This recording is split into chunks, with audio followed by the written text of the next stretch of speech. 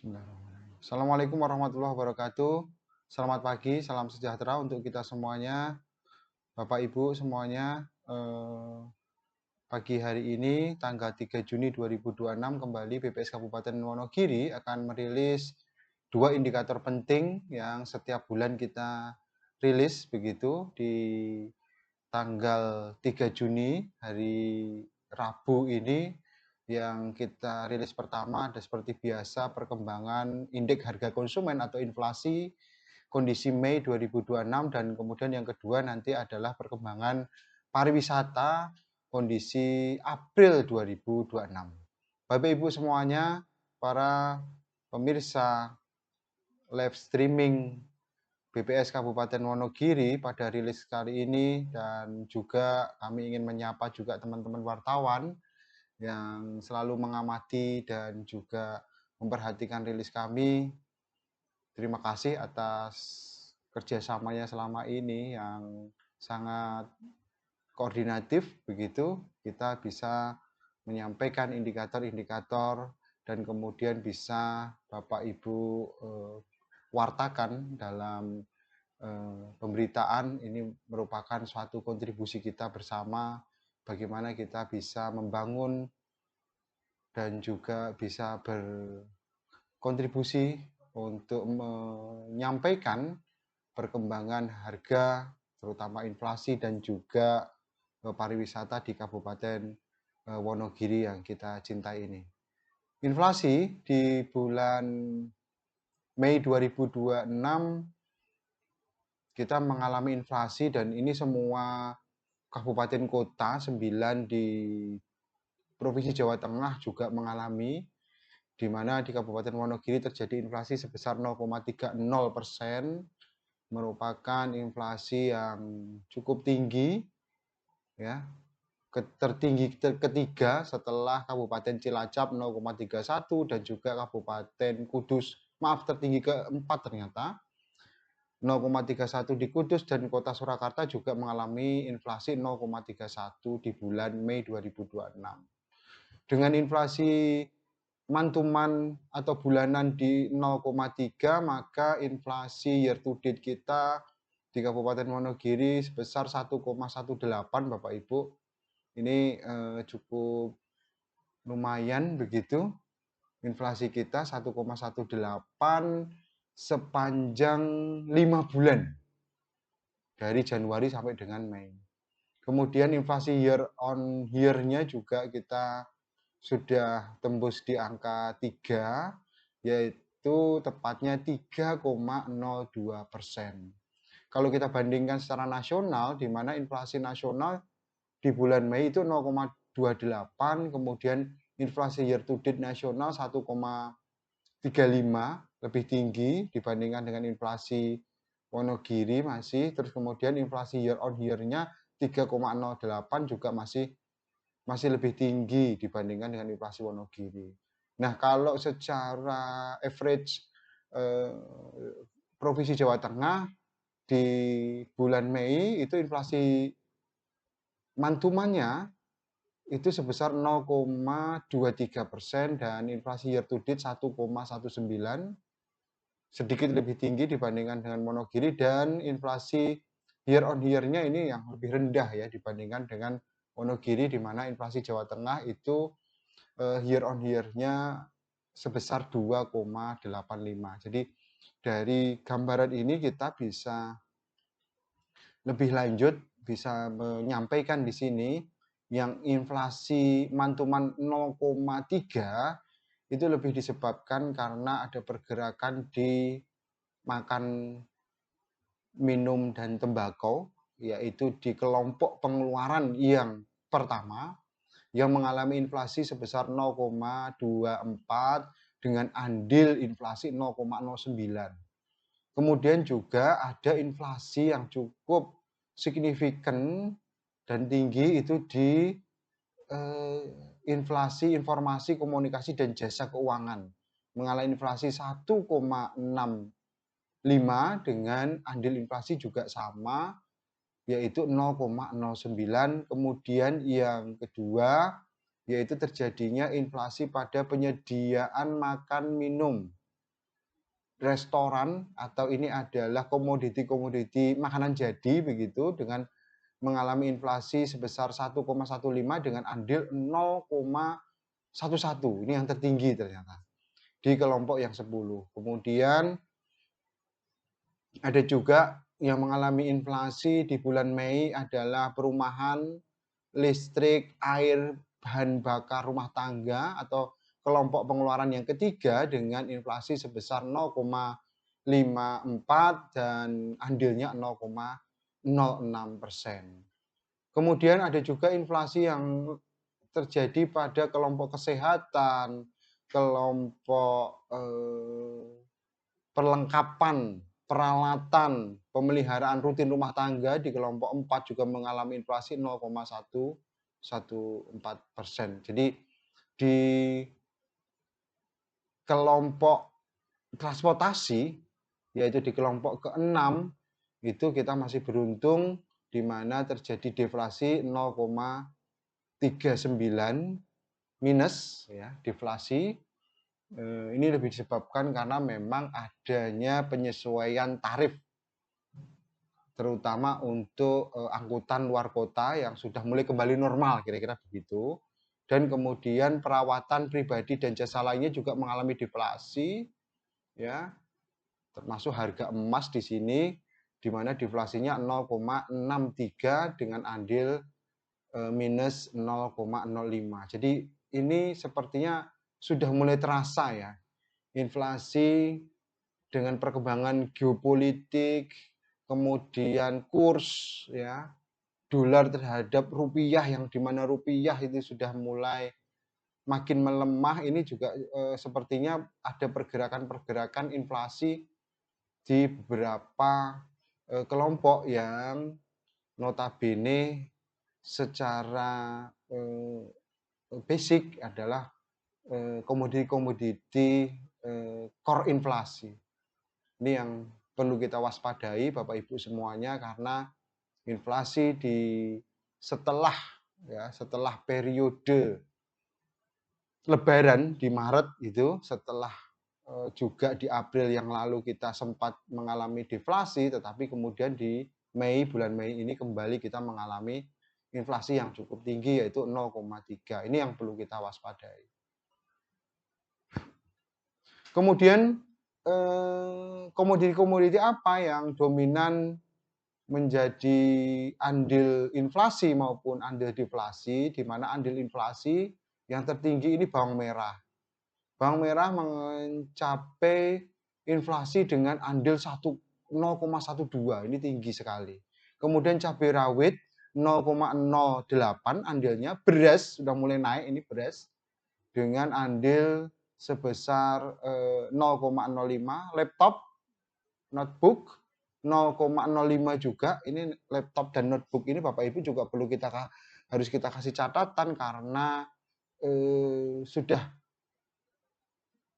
3-4 bulan terakhir itu selalu mengalami inflasi. Kemudian yang kelima adalah minyak goreng 0,05. Sedangkan komoditi-komoditi yang relatif mengalami penurunan harga dan cukup signifikan, paling dalam begitu penurunannya, itu yang pertama adalah telur ayam ras. Kita sudah mulai turun begitu telur ayam rasnya, andil deflasi 0,12, cukup dalam. Kemudian angkutan dalam kota tadi sudah saya sampaikan spill sedikit begitu, ada penyesuaian kembali normal tarifnya dengan andil deflasi 0,06, dan kemudian emas perhiasan 0,05, bawang putih hati-hati ini kalau bawang putih karena bawang putih adalah komoditi impor, itu mengalami deflasi 0,05, dan juga daging ayam ras juga relatif terkendali alhamdulillah dengan deflasi 0,03. Bapak Ibu semuanya, kita juga harus perhatikan di bulan Mei ini ada lonjakan inflasi year on year dari 2,16 di bulan April yang lalu, ini di bulan Mei menjadi 3,02. Ini artinya bahwa hampir 1% atau lebih tepatnya 0,9 ya. 0,9 sekian persen kenaikan inflasi year on year Mei dibandingkan dengan kondisi April 2026 ya. Karena apa? Karena di bulan yang lalu, maaf, di bulan yang sama tahun sebelumnya yaitu Mei, itu kondisinya dulu deflasi malah cukup dalam 0,5 sekian. Tetapi di waktu yang sama atau Mei tahun ini ternyata mengalami inflasi yang cukup tinggi 0,3. Nah, ini menyebabkan terjadinya eh, kenaikan inflasi year on year atau kenaikan inflasi tahunan yang cukup tinggi ya di Kabupaten Wonogiri. Ini yang juga harus kita antisipasi bersama. Hampir semuanya gitu, bahkan semua komoditi, semua kelompok pengeluaran 11 kelompok pengeluaran yang terbagi dalam kerangka penyusunan inflasi ini semuanya mengalami inflasi sepanjang 1 tahun terakhir ya, di mana inflasi yang tertinggi, andil yang tertinggi itu berada di kelompok makanan, minuman, dan tembakau dengan inflasi 3,94, andilnya 1,34. Jadi artinya bahwa dari inflasi year on year-nya Wonogiri 3,02, 1,34-nya itu disumbang oleh kelompok makanan, Bapak Ibu. Kemudian yang kedua adalah inflasi di kelompok yang ke-11, yaitu perawatan pribadi dan jasa lainnya dengan inflasi sebesar 8,66% dengan andil 0,59%. Kemudian disusul oleh kelompok makanan, minuman, jadi dengan inflasi 3,43% dan kemudian andilnya itu sebesar 0,34%, Bapak Ibu. Ini yang juga cukup signifikan juga mempengaruhi inflasi year on year di bulan Mei. Kemudian transportasi juga mengalami inflasi 0,88 dengan andil 0,1. Dan kesehatan inflasi 3,54 dengan andil 0,15.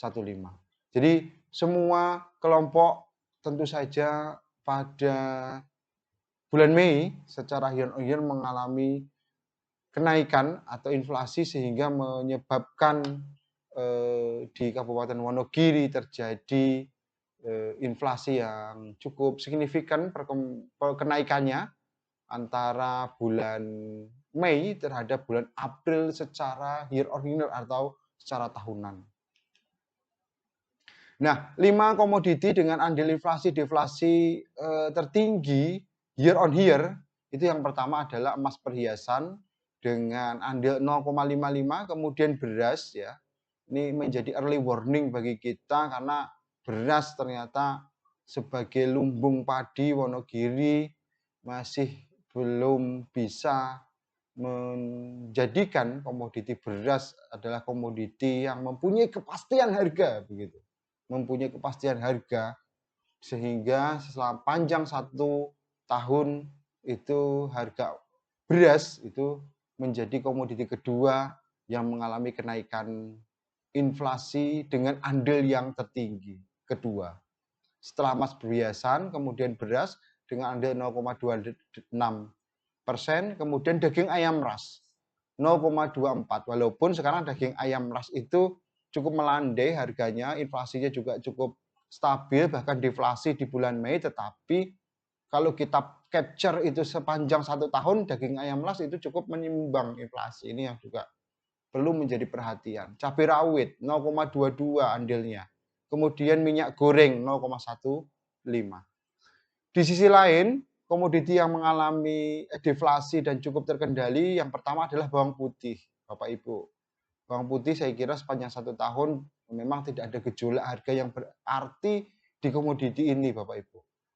Bahkan mengalami deflasi dengan andil 0,21. Kelapa sudah mulai mengalami deflasi sepanjang 1 tahun setelah periode dari lebaran ke lebaran, dari lebaran 2025 ke lebaran 2006, ternyata pergerakan harga kelapa juga sudah tidak menjadi trending karena sudah mulai agak ada penurunan begitu dengan andil deflasi minus 0,08%.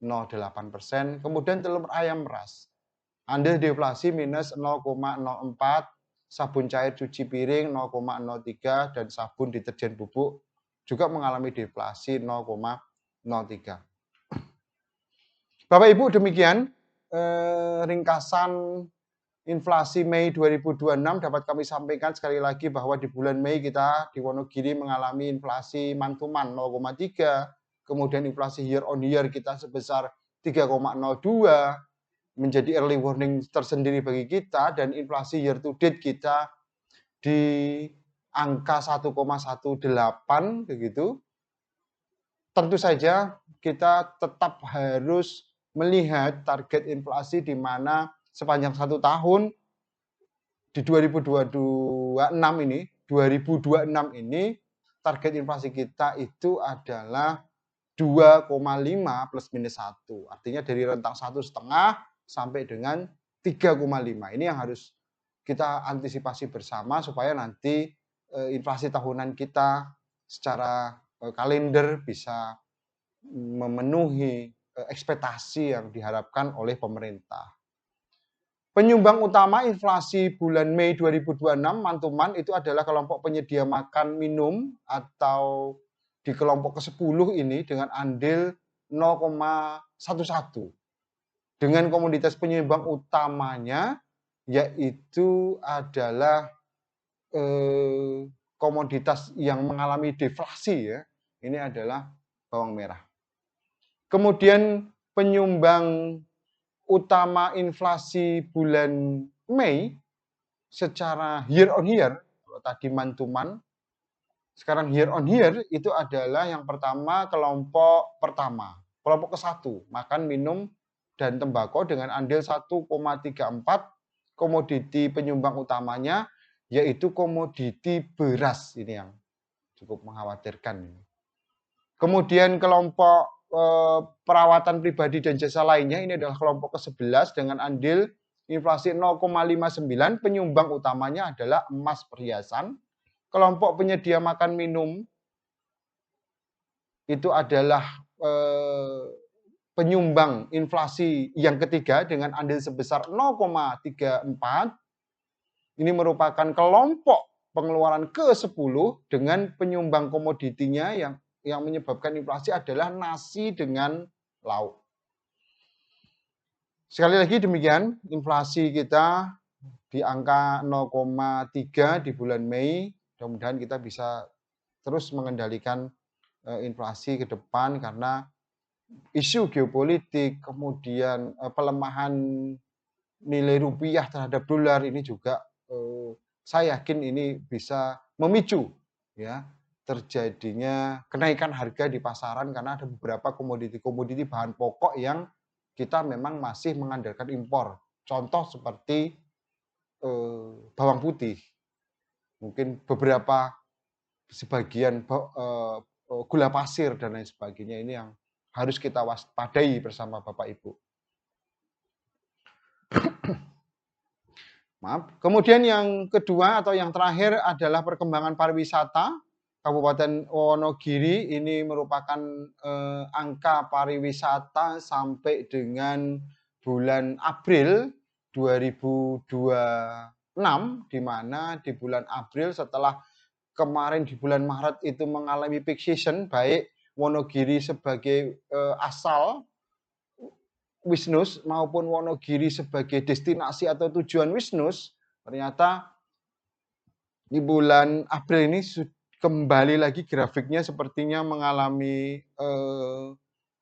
normalisasi seperti angka-angka kunjungan Wisnus di bulan-bulan normal begitu kira-kira. Kita lihat Wonogiri, Wisnus yang berasal dari Wonogiri itu di bulan April itu sebesar 195.000,1, dan kemudian Wonogiri sebagai destinasi atau sebagai tujuan Wisnus itu mencapai Wisnusnya mencapai 327.000,6. Ini artinya bahwa Wisnus tujuan Wonogiri pada bulan Maret, pada bulan April mengalami penurunan tertinggi di antara 7 kabupaten di wilayah Solo Raya, baik secara bulanan, ya, 53,11% maupun secara tahunan. 53,11% secara bulanan, kemudian secara tahunan sebesar 46,01%. Nah, kalau kita lihat jumlah perjalanan wisatawan Nusantara menurut daerah asal, ya, di daerah asal itu terlihat bahwa Wonogiri sebagai daerah asal dari Januari sampai dengan April 2026 turun, mengalami penurunan ya, sedikit 4,88% dibandingkan dengan Januari April 2025. Kalau kita lihat di sini hampir semua kabupaten dari 7 kabupaten kabupaten kota se-Solo Raya begitu hanya Kabupaten Wonogiri dan Kabupaten Sragen saja yang wisnus dari asal daerah yang bersangkutan begitu mengalami penurunan. Jadi artinya bahwa di sini maksudnya angka ini adalah bahwa wisnus yang berasal dari kabupaten-kabupaten se-Solo Raya itu yang mengalami penurunan hanya di Kabupaten Wonogiri dan Kabupaten Sragen begitu. Kabupaten-kabupaten kota yang lainnya cenderung mengalami kenaikan. Nah, bagaimana dengan perkembangan wisnus Wonogiri sebagai destinasi atau sebagai tujuan dari wisnus itu? Alhamdulillah, kalau berdasarkan tujuan Wonogiri dari Januari sampai dengan April 2026 itu mengalami kenaikan sedikit 2,37%. Alhamdulillah. Kalau sebagai destinasi, sebagai kabupaten tujuan, sebagai daerah tujuan, Wonogiri masih naik, kira-kira begitu. Tetapi dari grafik ini bisa terlihat bahwa semua kabupaten ternyata juga mengalami kenaikan, Bapak Ibu, begitu. Semua kabupaten juga mengalami kenaikan sebagai daerah tujuan dari wisnus, begitu. Dan kita gitu masih di atasnya Sragen, tapi sedikit ya, sedikit di atasnya Sragen dengan angka wisnus di Kabupaten Wonogiri sepanjang Januari sampai dengan April itu sebesar 1,59 juta dan di Kabupaten Sragen 1,47 juta perjalanan yang masuk atau menyinggahi atau mengunjungi ya, Kabupaten Wonogiri dan Kabupaten Sragen. Ini saya kira dua kabupaten yang levelnya masih sama. Kalau dibandingkan dengan Kabupaten Boyolali, Klaten, Sukoharjo, Karanganyar, dan juga Surakarta memang pada level yang berbeda karena 5 kabupaten itu kunjungan wisnusnya dari Januari sampai dengan April itu sudah tembus angka 2 juta begitu kira-kira. Kalau di Sragen dan Wonogiri itu di 1,4-1,5 juta. Ini yang harus sama-sama kita perhatikan. Kemudian bagaimana pergerakan wisatawan Nusantara berdasarkan kabupaten? Kalau kita lihat berdasarkan tujuan begitu ya, berdasarkan tujuan ke Wonogiri itu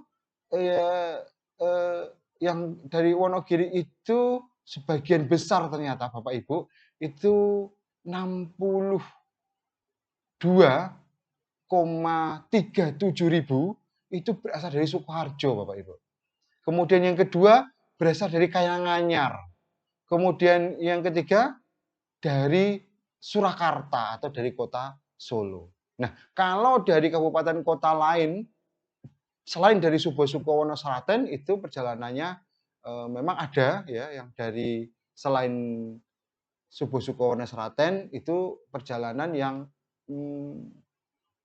menyinggahi atau yang sampai di Wonogiri atau Wonogiri sebagai daerah tujuan wisnus itu 18,98%. Yang menarik adalah di bulan Mei itu wisnus yang berasal dari wisnus yang ke Wonogiri berasal dari provinsi di luar Jawa Tengah itu juga cukup tinggi, ya, masih cukup tinggi, 163,01 ribu perjalanan.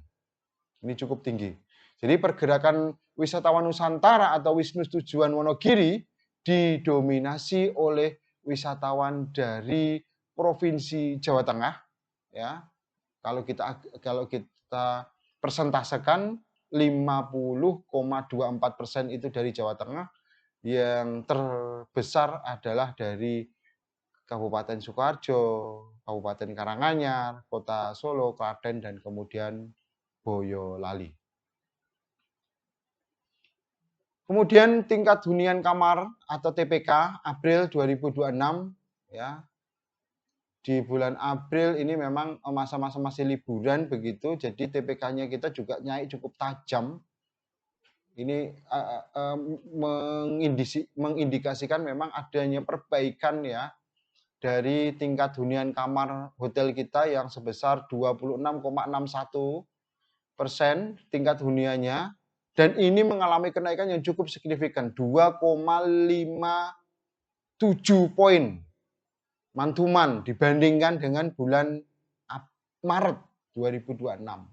Jadi cukup tinggi kenaikan tingkat hunian kamar hotel kita dengan rata-rata lama menginap RLM April 2026 itu mencapai 1,06, jadi satu malam lebih sedikit begitu. Nah, ini artinya yang menarik adalah tidak ada perubahan kalau kita bandingkan dengan bulan Maret, ya. Jadi rata-rata lama menginapnya April dengan Maret itu sama, identik, yaitu sebesar 1,06. Masih cukup, saya kira kebanyakan masih hanya nginap di hotel itu hanya semalam saja. Kemudian tingkat hunian ganda kamar itu mencapai 1,98, turun dibandingkan dengan bulan sebelumnya, mengalami penurunan 0,02 begitu. Kalau kita bandingkan dengan antara perkembangan antara Maret dengan bulan sebelumnya, di mana sekali lagi tingkat hunian ganda kamar itu 1,98%, itu sama, ya, ternyata sama dengan tahun lalu di bulan yang sama. Jadi sama-sama April begitu, tingkat hunian ganda kamar itu 1,98% Bapak Ibu. Jadi hampir dua orang, artinya bahwa yang registrasi satu kamar itu sebagian besar itu tidak sendirian atau ada teman kamarnya, atau dihuni mungkin 2, mungkin 3, dan lain sebagainya. Jadi demikian Bapak Ibu, rilis pada bulan Juni 2026 ini, dan kami selalu menyampaikan bahwa minta tolong kami selalu disupport BPS Kabupaten Wonogiri dengan melaporkan apabila ada pelanggaran-pelanggaran yang dilakukan dalam pelayanan, dalam menyajikan data, dalam mengelola kegiatan survei dan sensus. Minta tolong bisa dilaporkan melalui kanal Western Boy System, kemudian layanan lapor.go.id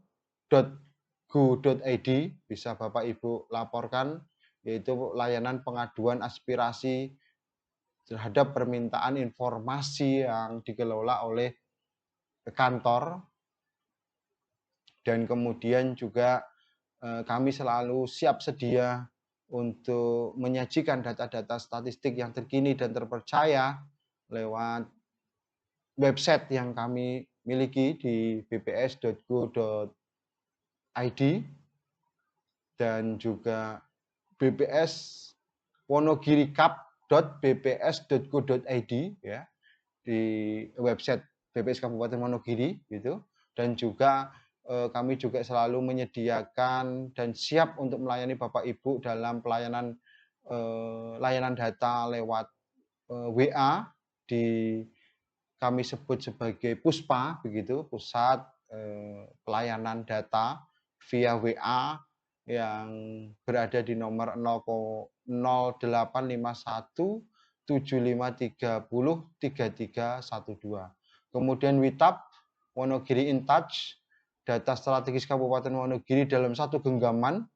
Bapak Ibu mohon untuk juga yang belum menginstal aplikasi WITAP itu bisa Bapak Ibu searching melalui Google Play ya, di Play Store. Bapak Ibu semuanya yang selalu update, kami menyajikan inflasi, kemudian IPM, indikator ketenaga kerjaan, indikator kemiskinan, kemudian pertumbuhan ekonomi, PDRB, dan juga angka penduduk selalu kami bisa sajikan. Jadi Bapak Ibu tinggal mengakses saja WITAPS. Kalau belum ada, Bapak Ibu dapat melakukan akses WITAP. Kemudian yang terakhir, Bapak Ibu selalu support kami karena di tahun ini kita atau pemerintah menyelenggarakan sensus ekonomi berdasarkan Undang-Undang Statistik tahun 1997 nomor 16, di mana sensus kali ini adalah sensus bertajuk Sensus Ekonomi 2026, pelaksanaannya dari pelaksanaan door to door, pelaksanaan lapangan nanti itu di bulan Mei, bulan Juni bulan ini sampai dengan akhir Agustus 2026. Selalu support pendataan survei sensus yang dilakukan oleh BPS, khususnya sensus ekonomi Wonogiri yang akan dilaksanakan secara door to door. Pastikan Bapak Ibu semuanya didata, jangan sampai ada yang terlewat cacah, dan Bapak Ibu bisa berkontribusi nyata melalui Bapak Ibu bisa memberikan data yang jujur, data yang sebenar-benarnya, yang kemudian bisa membantu pemerintah dalam proses perencanaan, kemudian agenda, kemudian juga planning pemerintah, sehingga program-program yang diselenggarakan oleh pemerintah ini akan lebih tepat sasaran. Sensus ekonomi mempunyai restorasi yang berbeda dibandingkan dengan sensus ekonomi sebelumnya. Jadi sensus ekonomi kali ini Bapak Ibu perlu ketahui nanti bahwa yang dicacah oleh seluruh warga negara, seluruh penduduk Indonesia, termasuk penduduk di Kabupaten Wonogiri, adalah sensus yang terdiri dari pendataan ekonomi, kegiatan usaha ekonomi, kemudian mendata kegiatan yang dilakukan oleh di sektor pertanian. Kemudian yang ketiga adalah pendataan penduduk itu sendiri dan juga profil rumah yang ditempati atau ditinggali oleh warga negara, termasuk penduduk di Kabupaten Wonogiri. Penting bagi kita semuanya bahwa sensus penduduk 2026 seluruh kegiatan usaha mulai dari kategori A sampai dengan kategori U, dari mulai kegiatan usaha ekonomi sampai dengan kegiatan pertanian, kehutanan, perikanan, jasa pertanian, semuanya dicacah. Semuanya dilakukan pendataan supaya kita bisa memberikan profil dan juga kerangka kekuatan ekonomi kita, khususnya di Kabupaten Wonogiri dan pada umumnya di Indonesia. Sekali lagi kami menyampaikan bahwa jadwal pelaksanaan sensus akan kita lakukan secara door to door mulai pertengahan Juni sampai dengan akhir Agustus, dan ini semuanya tidak ada kaitannya dengan pajak, tetapi seluruh kegiatan pendataan sensus ekonomi akan dijaga kerahasiaannya berdasarkan Undang-Undang Statistik nomor 16 tahun 1997. Jadi jangan ragu dan jangan bimbang Bapak Ibu semuanya, mari support dan dukung. Kita sudah diberikan anggaran besar oleh pemerintah, maka kita semuanya mempunyai kewajiban yang nyata untuk mensupport dan mendukung penyelenggaraan sensus ekonomi 2026 yang akan kita laksanakan sebentar lagi. Terima kehadiran petugas dengan senang hati dan juga pastikan bahwa yang hadir adalah petugas yang memang resmi dari BPS dengan meminta Bapak Ibu bisa mengecek tanda pengenal, kemudian surat tugas, kemudian rompi, perlengkapan yang dipakai oleh petugas sensus ekonomi.